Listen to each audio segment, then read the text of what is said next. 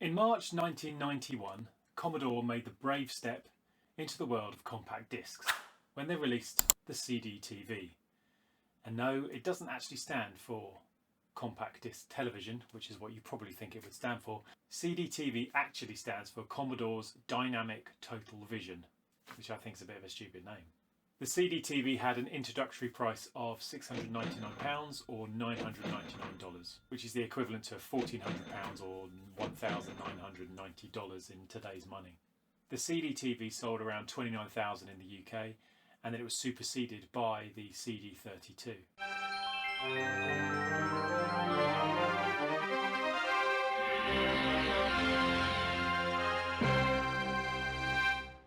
Which should actually be called Commodore's Dynamic 32, but it wasn't. The CD32 was released in April 1994, and it sold around 100,000 units in Europe. Both of these machines are quite well known. What isn't as well known is the Amiga A570. The A570 was a single-speed external CD-ROM drive for the Amiga 500 computer, and it was launched by Commodore in 1992. It was designed to be compatible with Commodore's CDTV software, as well as being able to read ordinary CD-ROM discs. The original name for the drive was the A690, and pre-production devices under this name were delivered to developers. It's also notable that when the A570 was launched, the Amiga 500 had been discontinued. A600 was the A500's direct replacement, and this drive didn't actually fit the A600. It then also didn't fit the A1200, which came out. So this device, the Amiga A570, was actually completely pointless. Or was it? This move by Commodore's marketing department could be justified by the amount of A500s and A500 Pluses that had been sold throughout the entire world. But I do think it's yet another nail in the coffin of Commodore's management of Amiga. Amiga could have been such a massive, powerful unit for many, many years to come if it hadn't unfortunately been so mismanaged. The device, like the A590 hard disk for Amiga 500, had no throughput interface.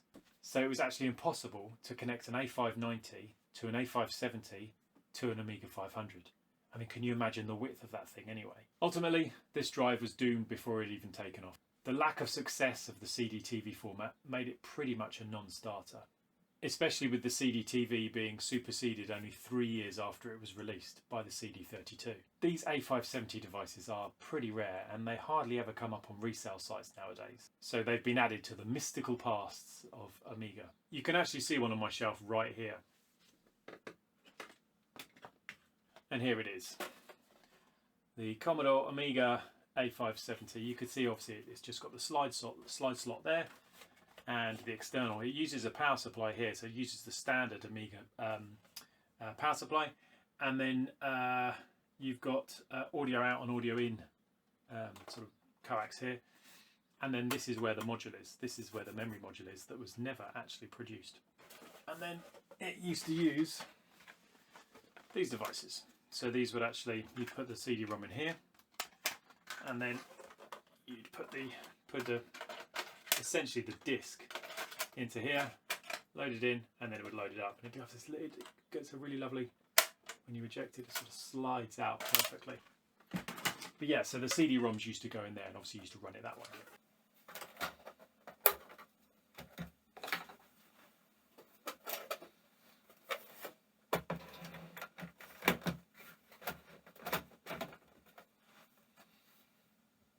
There were several games released onto the A570 and CDTV, and these are just a few of them I've got, to be honest. So CDPD, this has got, this has got all the Fred Fish discs on it. So there's about 660 discs in it.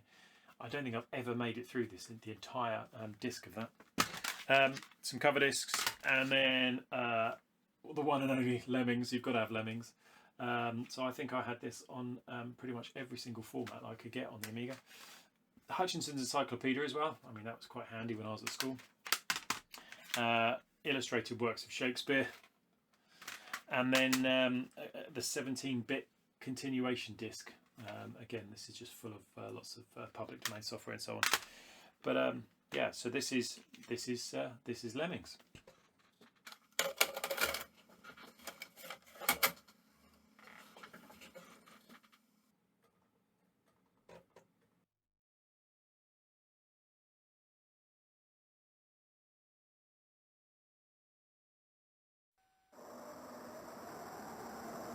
I'm not going to show you Lemmings because realistically it is just Lemmings.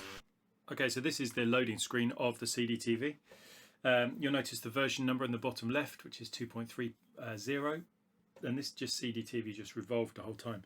There was also a way that you could put audio CDs into this and it would play as well. I don't actually have any audio CDs around, so what I'm going to do is I'm going to pop in the CD-PD disc. You can probably hear the disk drive, my standard Amiga floppy drive, just clicking away as well. That was always just quite normal, really, because obviously the CD A570 was plugged into the drive, and then or plugged into the port, I should say, sorry. And then the floppy drive didn't have anything to do, so it was just constantly just looking for a disk the whole time. This is certainly not up to the same speed as disks that we're used to nowadays. Although, to be honest, I don't actually remember the last time I put a CD-ROM in my normal everyday PC. Okay, so this is loading obviously CD-PD. It takes us into Workbench here, and it just shows us the PD collection. It's got absolutely everything in here. There's so many things. So let's have a look at PD. Look at all these discs.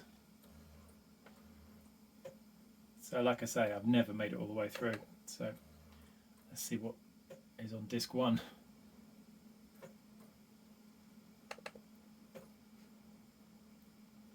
Amiga term, Amiga demo. Let's see what balls is.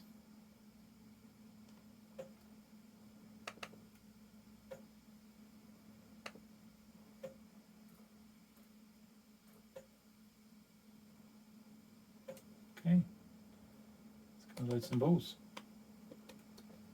Still under development. I think it was so cool in its day, wasn't it? Just generating these. It's pretty awesome. Alright, so that's that one. I'm not going to take you through every single one of those.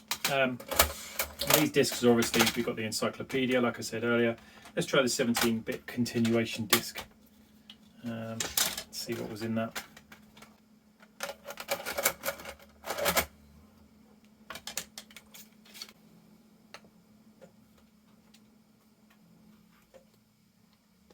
This is pretty cool, all of these bits we've got on here as well.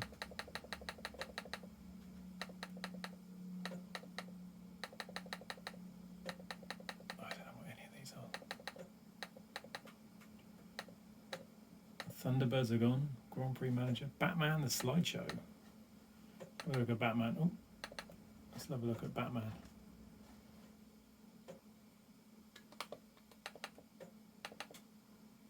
I remember. So this is the disc, and then you basically copy any of this content onto a floppy disk and play it from there. Which I always thought, that's just a bit bonkers. Why can't you just play it directly from here? Anyway, Deluxe Pac-Man. Anyway, you get the idea with this game, or with this disc, I should say.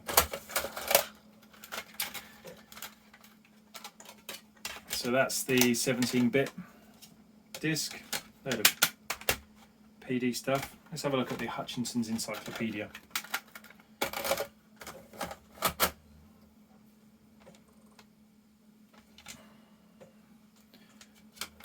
do remember this had the moon landing on it actually, and I used to play that quite a lot.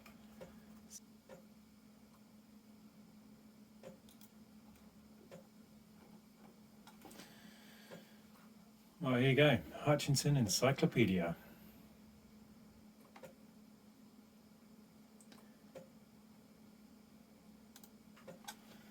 Okay, so I think it's telling me to A.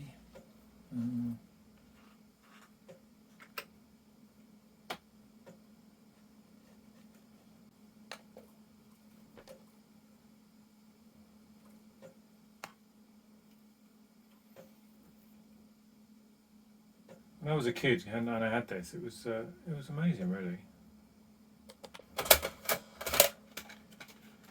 That's the Hutchinson's Encyclopedia.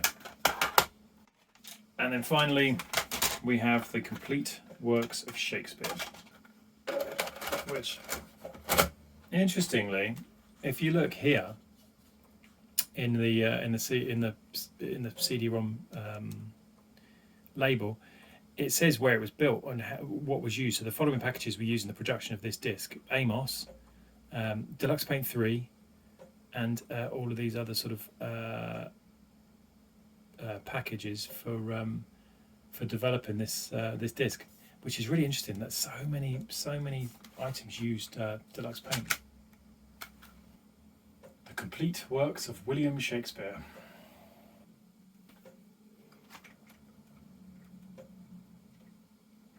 Let's have a look at the bookshelf.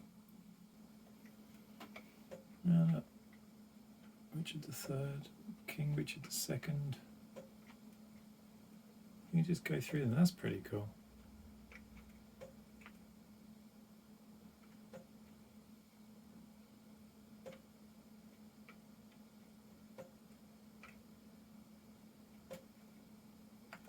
Let's pick up this one. Oh.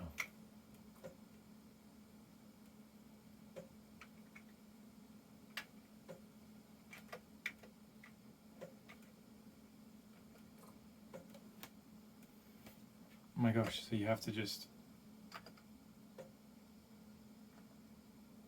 You can read the entire works of Shakespeare line by line.